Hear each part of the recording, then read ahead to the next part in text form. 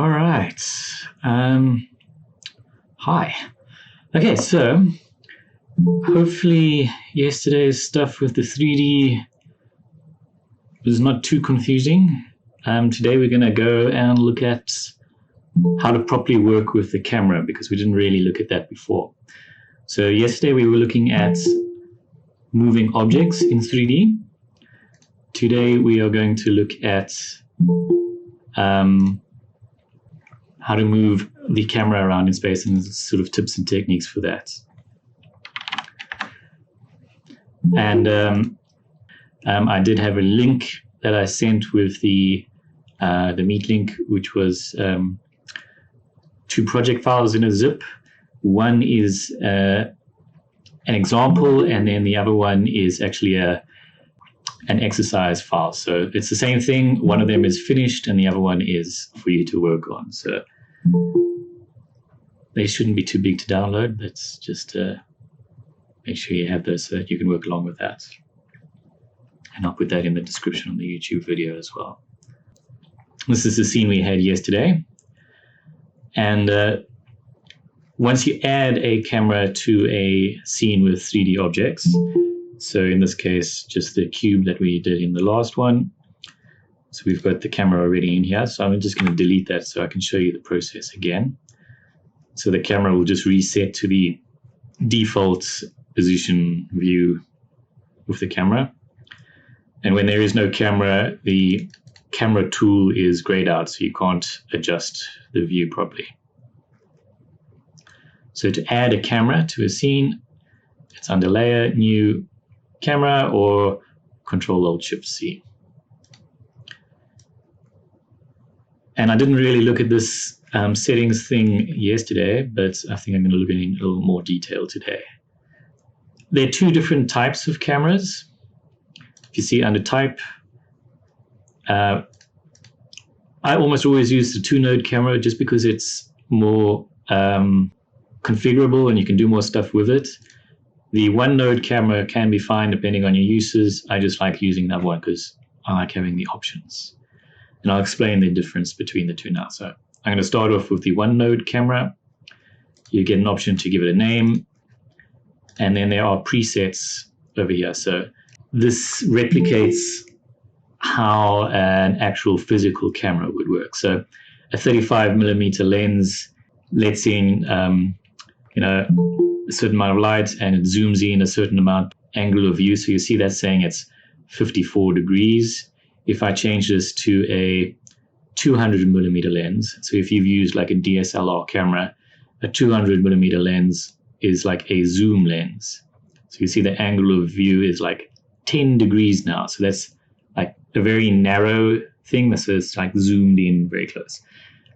See how that all affects things just now. So I'm just going to leave it at 35mm because that's default. And you can adjust units to have it millimeters, inches, pixels. You don't need to worry about all these things. So I'm just going to do it with the 1-node camera for now and add that to the scene. And once you've got the camera, you'll see that the perspective updates with the camera in the scene. And then we can use the camera tool to rotate around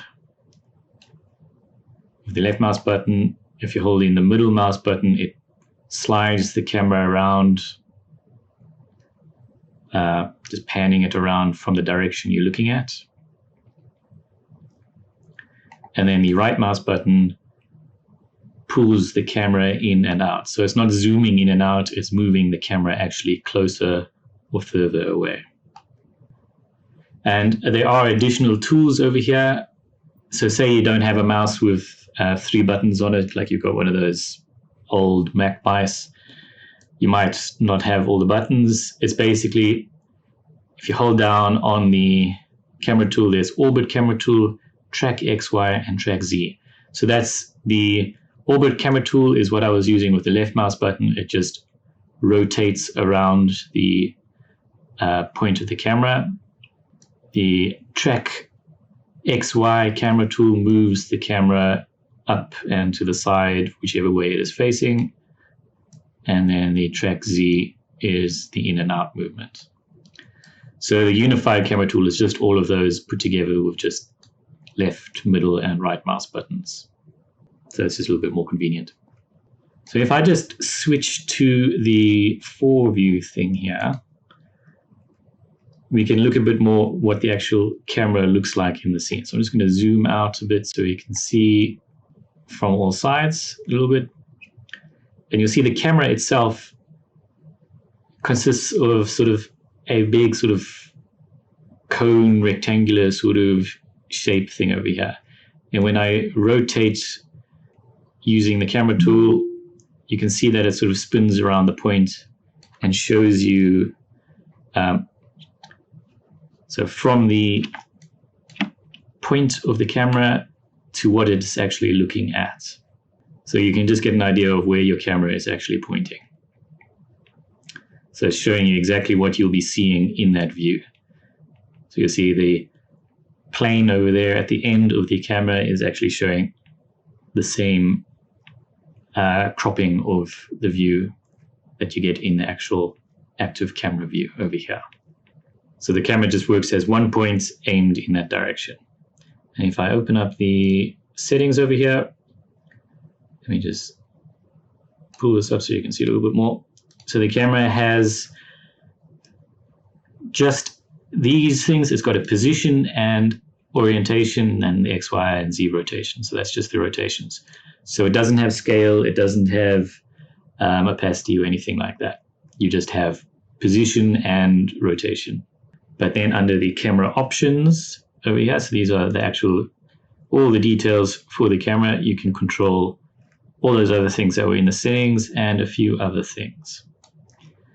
So if you want to actually control the zoom of the camera, not the pulling in and out. So if I just actually show you in the view over here, if I do the pull in and out thing with the right mouse button on the unified camera tool, see it's not zooming in, it's actually moving the camera backwards and forwards. You can see that now from all directions, what it's actually doing.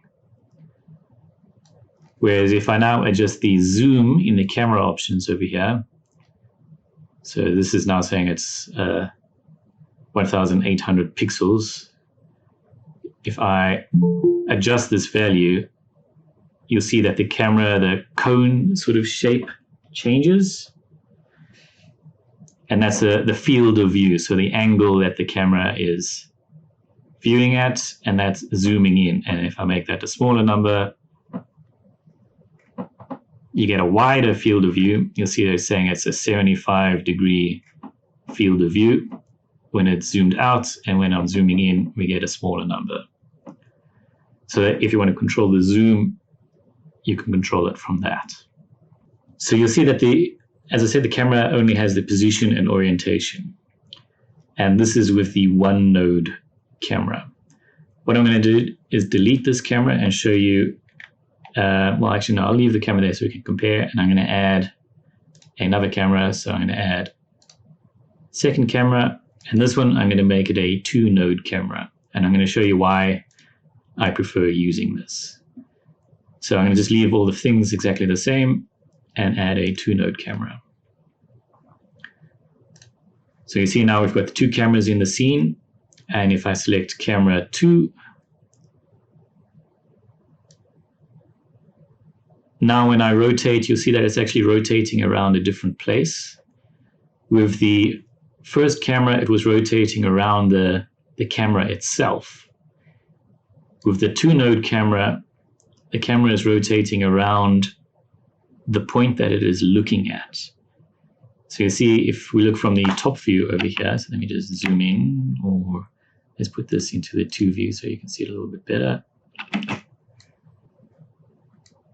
So the camera itself is rotating around this point over there. So it's sort of like the anchor point for ordinary transforms on layers.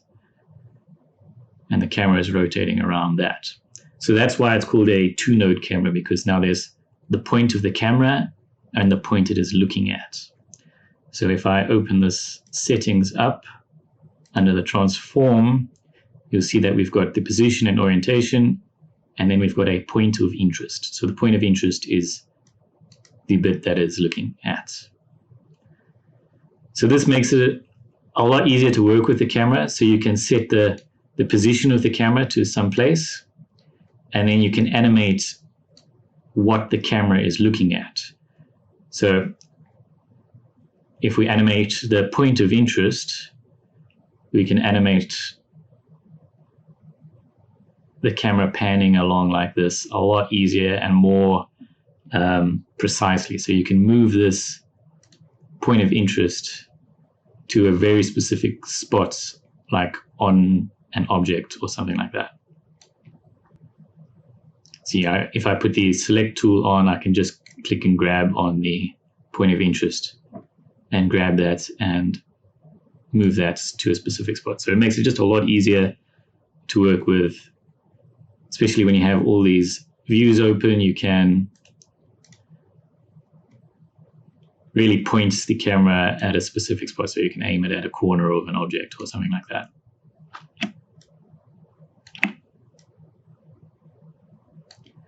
Whereas if you were just using the Onenote camera, you would have to really sort of fine-tune it a lot more, with little values and stuff. With this, you can just visually drag it around and stuff like that. All the other settings in the camera are the same things. You've got the zoom and these other things that I'm going to talk about later. So all that the two-node camera adds is that point of interest, which just makes things easier to work with. But I've got a big tip for you to work with the camera, and that is parenting, because it can be quite hard to control to do things. So say we wanted to have the camera rotate around this scene. So let me actually just go back to this view. So say when we wanted to have an animation of the camera just orbiting around this cube, so spinning around at a distance. If you wanted to animate that, we would have to go set the, let me just hide this other camera so it's easier to see. So we would have to set the point of interest to like the center of the cube there. And then we would have to animate the position of the camera, go a little bit later, and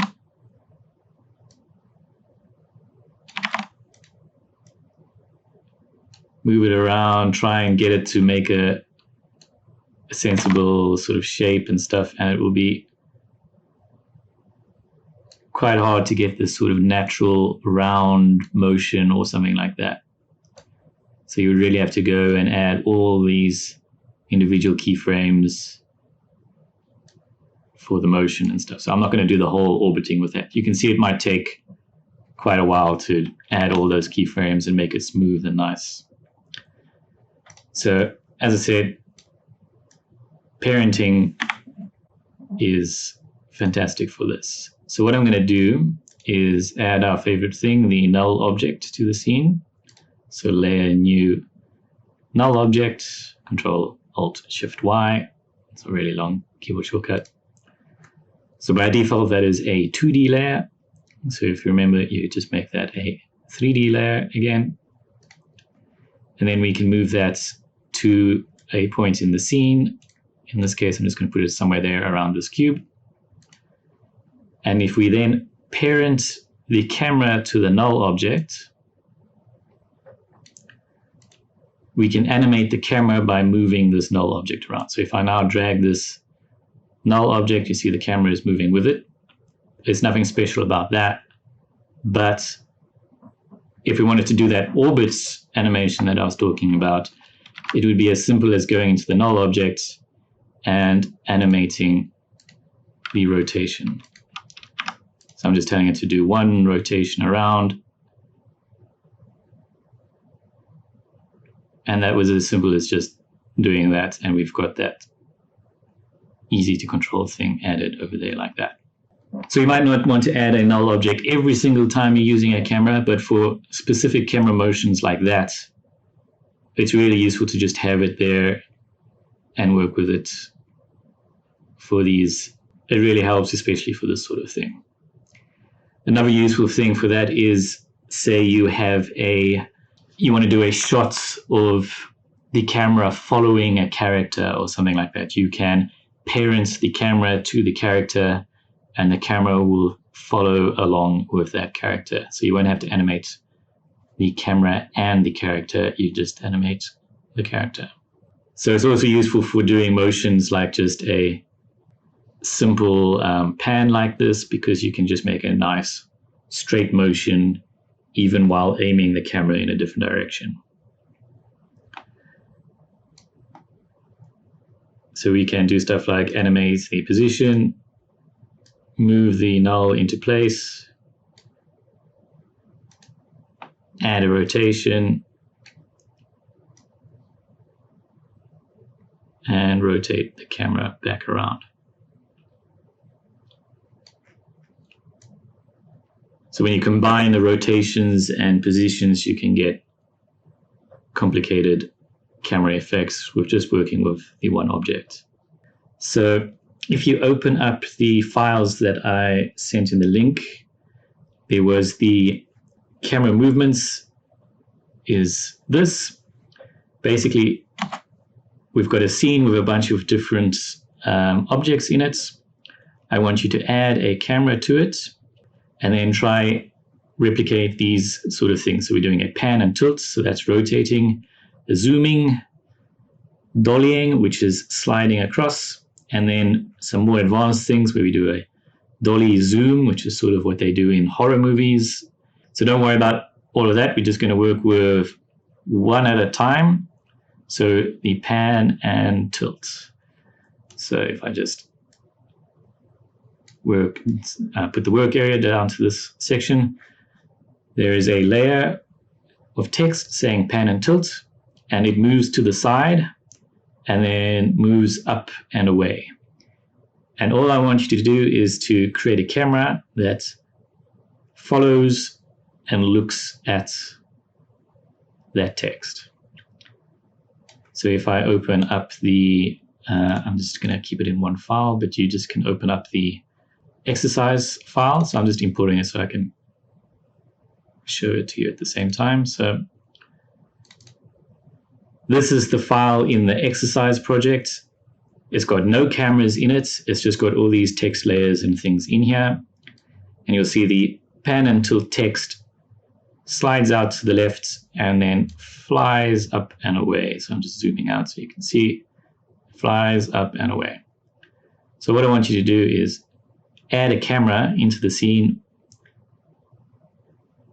look at that, and follow it as it moves up.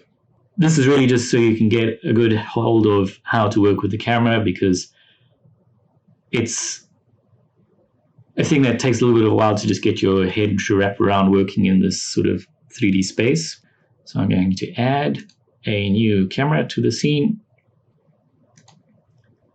I'm going to use the Onenote Camera because that's way easy to control, especially for this sort of thing where we're panning and looking at something. So pan and tilt, those are the sort of film terms for what the camera is doing. So panning is when the camera moves and rotates to the side from one point, and then tilt is going up and down like that. So those are just the terms that they use for working with a camera, like actual physical cameras. So we've got a camera now in the scene. I'm just leaving the camera's position at the default. All we need to do is animate the point of interest to follow the pan and tilt text as it moves out the screen. So we're going to start animating the point of interest at this point because that's where we want it. It's centered in the screen. And then as it moves off, we can actually look at the text. I'm going to press U on it to show keyframes. And we can move the camera to the point where those keyframes are because that's the furthest it goes left. And then we can do this in a few different ways. I'm just going to work with these numbers over here. So you'll see that the text over there is moving along the X. So we just need to move the point of interest along the X to keep it in frame.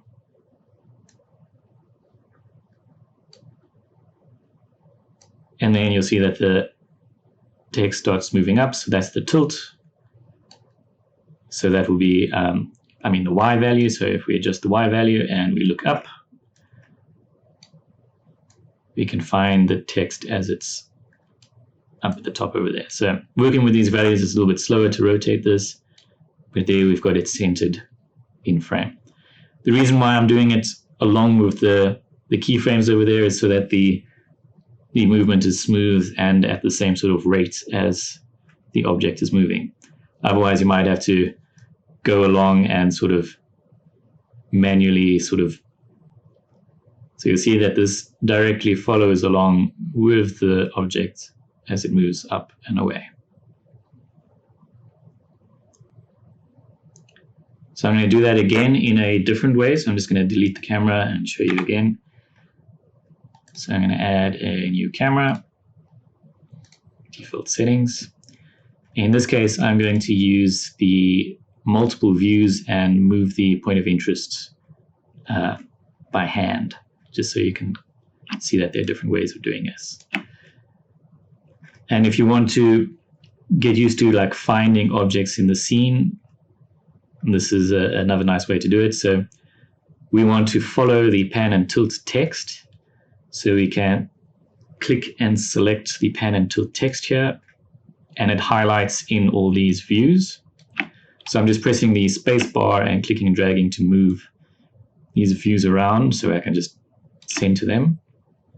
So if I play this back, you see that the text moves to the side there and then up. So we can zoom in a little bit. So there's the pan and tilt text, does that little path up. So if we select the camera now and the point of interest, we can animate that by turning on the stopwatch, moving until we get to these keyframes. And then we'll see that it appears out the side over here in the different views, and we can drag the point of interest of the camera to look at the object. And then we can move later on where it goes up, and we can drag in the other view. So the side view, we can now click and drag the point of interest up to look at the layer. So it's just two different ways of doing it. You can work directly with the numbers, or you can do it visually by moving the point of interest to look at a specific object. So this one is fairly simple because the object just moves left and up. It doesn't move backwards or anything like that. So this is a fairly simple one to start off with. And if we now play back, you see that the camera pans, follows up, and we've got that text in frame the entire time. If you didn't make your camera a two-node camera, you won't have the point of interest, and then you'll have to do that motion by rotating the camera and stuff, or using the camera tool. So let's actually do that just using the camera tool as well. Let's actually do that with a one-node camera. So I'm just going to delete that. I'm going to add a one-node camera to here. So if we want to recreate that effect with the one-node camera, what we just need to do is in the camera, we can just turn on the stopwatch on orientation.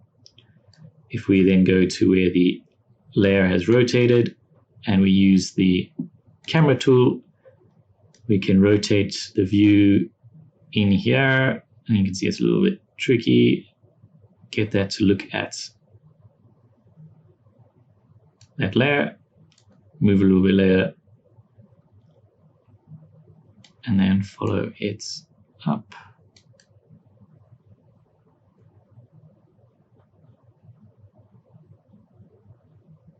So you can get a similar effect, but you're going to have less control over time for complicated shots.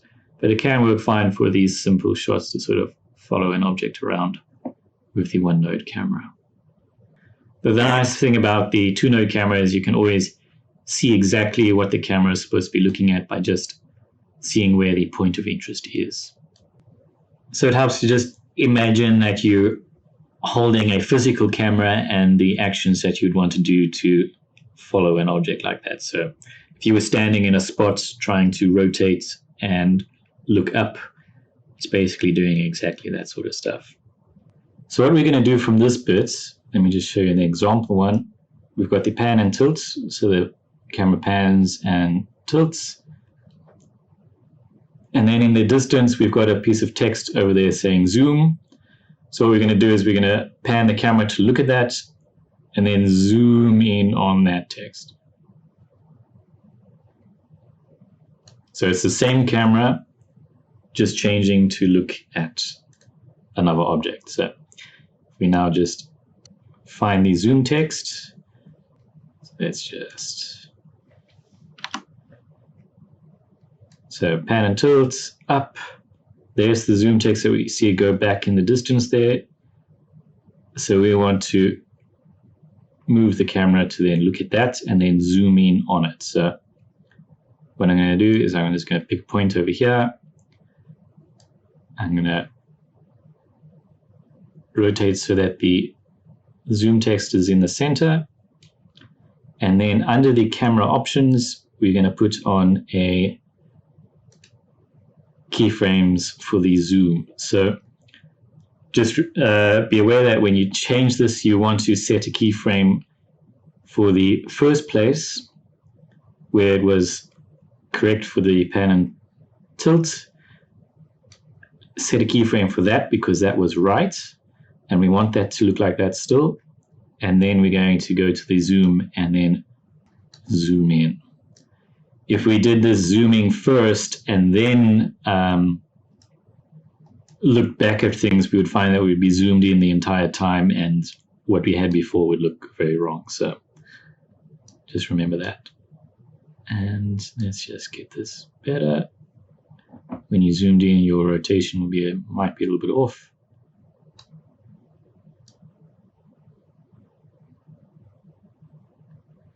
So you might want to then adjust your keyframes for the zoom so that the zoom comes a little bit slower because it's zooming in before you can actually see things. So you might want to move the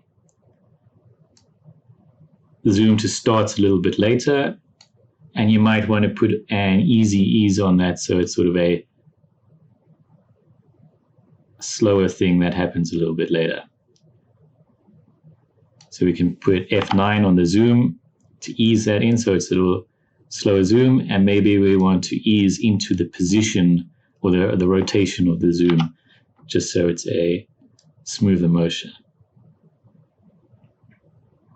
So that you'll see that just makes it look more natural of an effect there. It's still a little bit wonky. It's a little bit, you can see the definite points where it moves and then starts zooming. So you might want to adjust a little bit to make it a little bit smoother or something like that. But for today, that's fine. I mean, it's doing exactly what we want. It's rotating and then zooming in. So that's under the zoom settings. Change the zoom, keyframe that, and just rotate to look at it. So it's just a continuation of the first motion, then moving and zooming. So I'm going to do that all from scratch with a 2-node camera now. So that's with the point of interest now. We're going to go to follow this pan and tilt. Center it in the frame. Find where it gets to the top.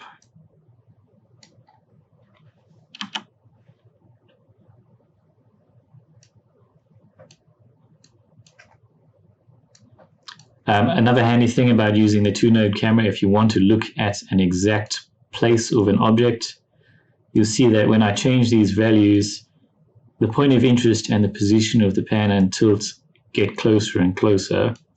So if you actually typed in the same numbers over here, so minus 350 for the position of the pan and tilt and minus 1332, it would be the exact same position as the anchor point of the pan and tilt text. So if you want to quickly, without even looking at the screen, make a camera look at the place where an object is, you can just type in the same numbers as that object.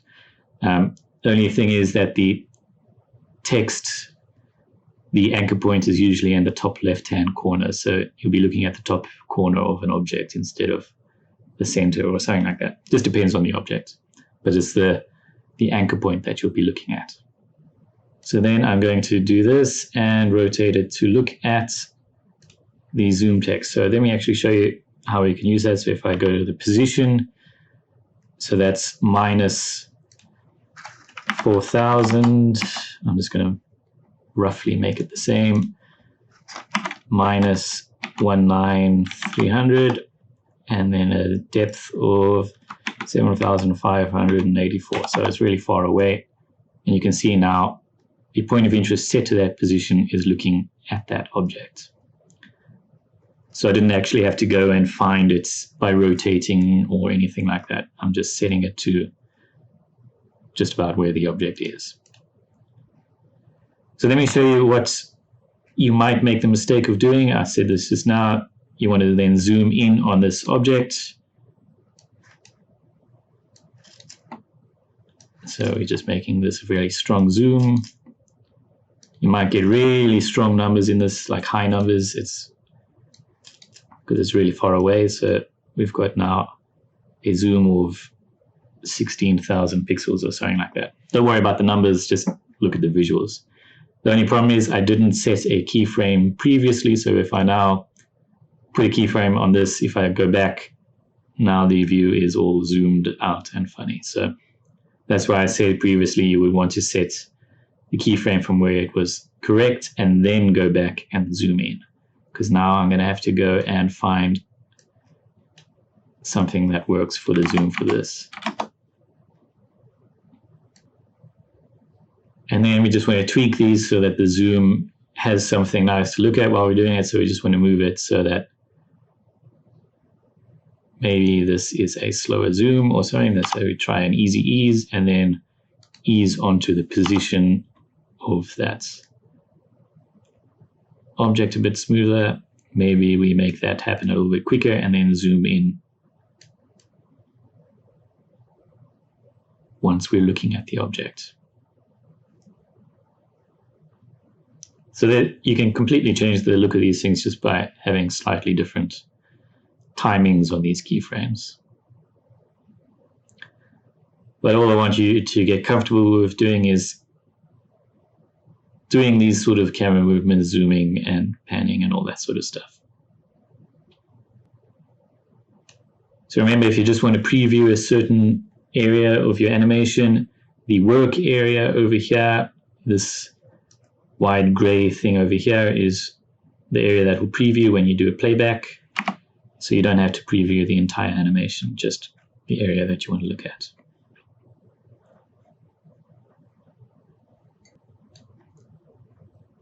So if I go back to the example thing, so the example one that you can open up. So we've got the pan and tilt, then zoom, and then you'll notice we get a cut from that to a new scene where we have Dolly. So what this is doing is actually switching between cameras. So you can have multiple cameras in a scene and switch between them. So if you look at this example one, I've got a pan and zoom camera, I've got a Dolly camera, and I've got a handheld camera. And just like all the other layers, we can have a start point and an end point for a layer. So you can turn on and off a layer and switch to another camera. So you see I go from one camera to another camera just by turning on and off the layer. And the camera that is at the top of the layer list and active is always the camera that will be visible. So if I extend the Dolly camera to be turned on over here, it will become visible even while the other camera below it is visible. So it's always the topmost active camera in the layer list that gets shown as the active camera. So remember to crop the start and end point of a layer. That is the, you can either drag the end when you get this little arrow icon on the end of a layer, or you can use the Alt plus square brackets, open or close, to start or end a layer. So that's with the layer selected, you can select Alt plus or Option if you're on a Mac with the square bracket to do the start point, and Alt or Option and the square right bracket to do the end point of a layer. So that'll always do it at the current time indicator, so the little blue line thing. So this way you can create camera movements and just do them for a specific camera motion and then use another camera for another thing. So you don't have to do like a sudden jump in position from one point to another. You just use a different camera for that. Okay, so what we're going to do then from this pan and tilt is then cut to another camera where we do a dolly. So a dolly is just a it's a film term for a camera that is on a sort of a trolley that can slide across on the ground. So imagine you put a camera on a skateboard or a train track, and then you slide the camera along on that object. So that's a dolly. So that's what they do in film. They have a little train track or thing that has a camera mounted onto it, and then it moves in this sliding smooth way following a person or an object or something. That's what a dolly is. So if I go into the example thing over here and, well, the exercise project, let me turn off the zoom camera. So I'm going to do the Alt right bracket to crop off the end of the zoom camera. And then we're going to find the dolly text over here. So I'm just moving my 4 views so I can find the dolly text in the views. And if I play back the animation, if you look in the other views over here, you can see the dolly text actually slides across horizontally. You can see it over here. Let me just zoom in a little bit more. So the dolly text slides across the X in just a simple smooth motion. And what we want to do is have the camera follow along that without appearing to move relative to it. So just follow along straight with that. So we can do that in about 3 different ways I can think of right now. We can add the camera. So I'm going to add a new camera. I'm going to use a 2-node camera.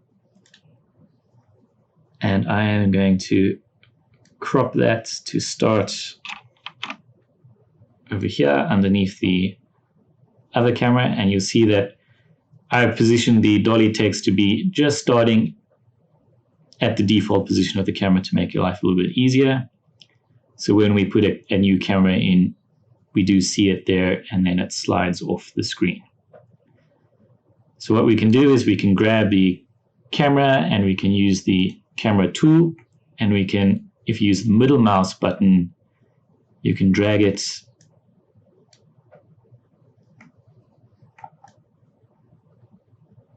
to center it on the dolly text. So we can center it on over here. So if we now move further on, the text sort of slides off the view. So what we can do is we can open up the camera, so the new one. Let's actually rename this so it's a bit easier to see. So I'm going to select the camera 2, rename it, and call Dolly Camera, just so it's easier to find in the list over here. So if I now put a keyframe on both the point of interest and the position, because you'll see if I do the middle mouse button to do that sliding the camera along, you see both the point of interest and the position are moving. So let me just put this so we can just see the Dolly text over here. So I'm going to put a keyframe for the point of interest and the position. And then I'm going to go to a point in time where that Dolly text stops. And then I'm going to use the middle mouse button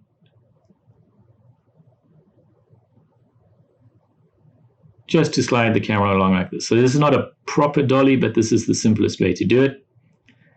So that's the middle mouse panning the camera, and you'll see that I forgot to actually add the keyframes to that. My bad. So let me go back, move to the end there. I forgot to turn the stopwatch on, so we're going to now middle mouse, and you see it adds the keyframes. Ignore the other text in here. We're just looking at the dolly for now. So now we get this effect of moving along with that text.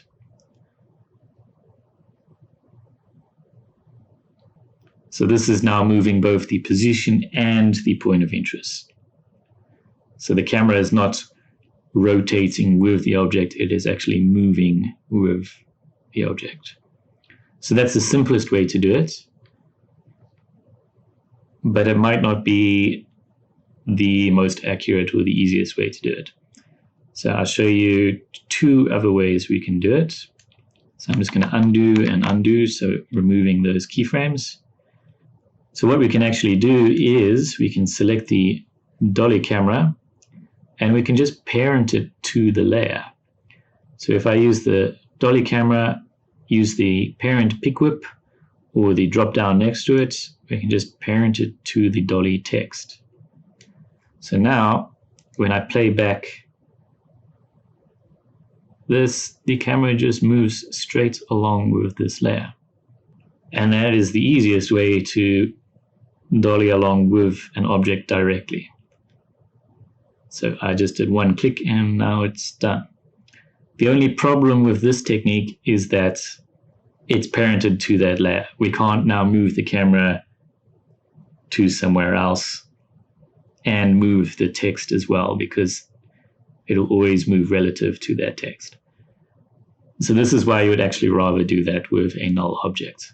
But if you just want to have the effect of just following this without needing to move anywhere else, that's the easiest way to do it. So that's as simple as just selecting the Dolly camera, finding the Dolly text, and making it the parent. And then it will follow that. I'm going to show you now how to do that with a null object, and it will be almost as simple. So I'm going to go to Layer, New, Null Object, add that to the scene, and don't forget to make this a 3D object, otherwise this won't work. So Null Object, make it a 3D layer, and now all we need to do is add keyframes to it to follow the text. So I'm just going to select both the null object and the Dolly text, and I'm going to press P for position so we can see those keyframes. So what I can do is I can make the position of the null object the same as the position of the Dolly camera. And this is actually really simple. We can just select the keyframes from the Dolly text. So I'm just clicking and dragging over them, selecting them, and I'm saying Control-C, moving to the null object on the position, and Control-V. So now the null object's position will have the same keyframes that we copied and pasted. So now you'll see that the null object, the selection is moving around in there. So now we can parent the Dolly camera to the null object. And it will look exactly as it did before, but now we can go and take the null object and move that further on or something without having to worry about the text controlling the camera. So it can really be simple to just copy the keyframes of, or the position of one object to another You just copy the keyframe and it will put the object in the exact same position as the other one.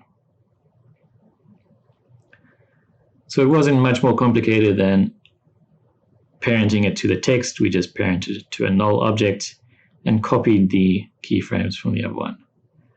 So now we can animate the camera independent of the text, but still use the same positions as well, which is a nice thing of working with null objects and cameras, is you can have the null object doing stuff, but you can also then animate the camera to do stuff separately from the null object. So we can rotate the camera and change the angle, but the animation of dollying with that text is still there.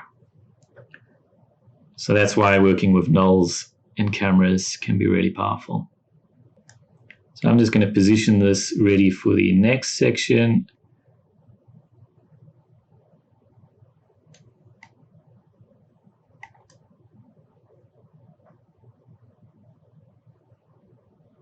Don't have to do exactly what I'm doing, but I'm just making it interesting to work with. Okay, so we've got the dolly text transitioning from the zoom to the dolly text, and then let's try to get the camera looking at all this text in the background over here and the foreground.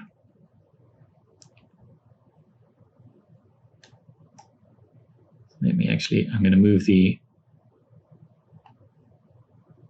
camera so that the zoom text over here is not blocking the front. And this is why it's nice to have the null object parent thing, because we can move this camera and we're not worrying about the animation being affected, because we're still going to be doing the dolly, because it's the null that controls the animation over here. Makes sense, but the next effect I want to show you is the Dolly Zoom. So you see we've got these 3 bits of text there in the background saying Dolly Zoom behind the Dolly text over here.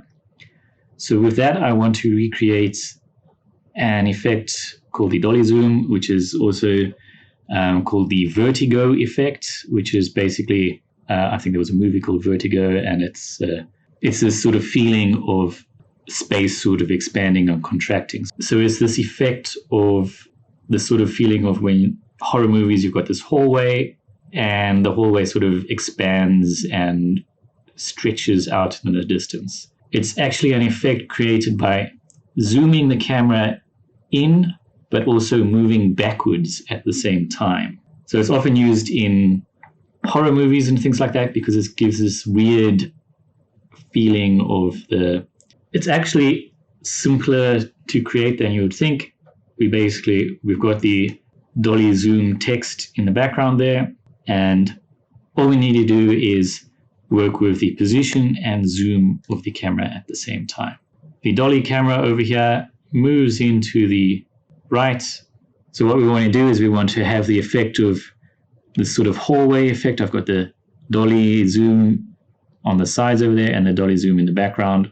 So what we just need to do is start at a point over here and animate the position of the Dolly camera to move backwards. So that would be backwards along the Z. You can use the camera tool over here to use the right mouse button and pull in or out. Let's move this camera out, and if you want to be really slick, try and zoom the camera out and move it through like the O of the zoom or something like that. So that's the pull out part of it, and then we've got the zoom effect on that. So basically it's dollying backwards to zoom out. So we've got the camera dollies and then zooms, or dollies backwards, and then we just want to, at the exact same rate that we're moving backwards, we want to zoom. So we just need to find the zoom controls here, turn on a keyframe at the same point, and then move on to the keyframe where we pull back, And you can either zoom in or out, depending on the effect you want. So if we now play this back, this little section over here, you get an interesting effect. It might be a little bit better if you angle the camera with the point that you want to zoom and get closer or something, or further. The Dolly text almost seems to stay the exact same size. It's because we're moving further away from it, but we're also zooming in at the same time. So the text in the middle over here, the Dolly, sort of stays the same size, even though we get quite a bit further away from it. So this is a more of an advanced camera movement. It's just a combination of moving backwards while zooming in, and you get this interesting effect. Okay, so you'll see I've got this focusing effect where the background blurs or the foreground blurs over here. This is controlled with those other settings that I said I would look at. So those are for the depth of field. So depth of field is this focusing thing. So under the camera options, by default, depth of field is turned off. So what you get is a control over here for focus distance. So if I switch to the, let's do 2 views. If I turn on or off depth of field, you see something changes on the camera. So if I zoom out, if I turn depth of field off and then turn depth of field on, we get this additional plane in the distance over there. And that is actually showing you exactly what is being focused on. So if I change the focus distance and make it something closer, so let's do 800 pixels, you see that plane shifts backwards to show a different area to be in focus. So if I now adjust this manually, you see that plane moves backwards or forwards to show exactly what will be in focus. So that little line is showing exactly what's in focus. So if I line that up with the Dolly text, we can focus directly on that object. So you can animate the focus distance. So if I turn stopwatch on focus distance and move to another point, we can change the focus point to say be on the foreground over here with the zoom text. Amount of blur is controlled by 2 factors. So the aperture, so if you know anything about cameras, the aperture is the size of the hole in the camera, and depending on the size of that, you'll get more or less blur. So that's one way to control it. And then there is also another controller over here for blur level. So if you see, if I turn that to 0, there's no blur. If I make that a strong number, there can be a whole lot of blur. So it really just depends on these settings to control the amount of blur, and the blur level, you can even amplify that more. And there is one little additional thing in that you can use to make your life a little bit easier. If you want to focus on a specific object,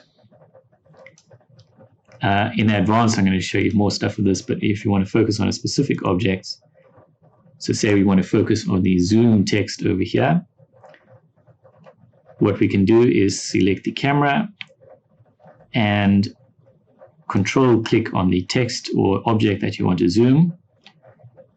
And if you right click on the camera, you can say set focus distance to layer.